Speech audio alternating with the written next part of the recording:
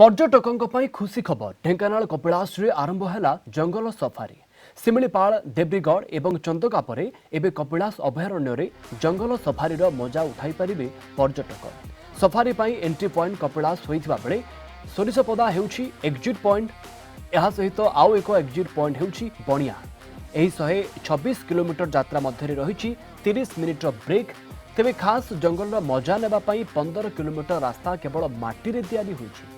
ए जंगल safari मुख्य आकर्षण होउछन्ति हाथी प्राय 10 रु 15 टिकिया हाथी दल कपिलास जंगल में देखा मिलता है। हरिण संबर झिंक और वज्रकाप्ता सहित अन्य जीवजंतु अछंती कपिलास अभयारण्य जंगल सफारी जार मजा उठाई पारे पर्यटक यह सहित एक वाच टावर भी निर्माण होइछि जोथिरे स्नैक्स व्यवस्था करा जाइछि।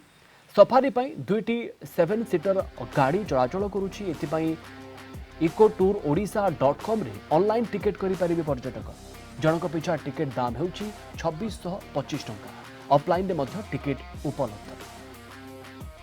पूर्वर आम राज्य में आगु तीनोटी करा जाइछि एबे कपिलास को मिसेकरी चारोटी एभली प्रोविजन करा जाइछि। लोक माने जोठी जंगल रो गुरुत्व संपर्क रे वन्य जीव मानकर लाइफस्टाइल सेमानकर जीवन विषय रे किछि सूचना हासिल करिवे एवं आमोद प्रमोद मध्य हबो।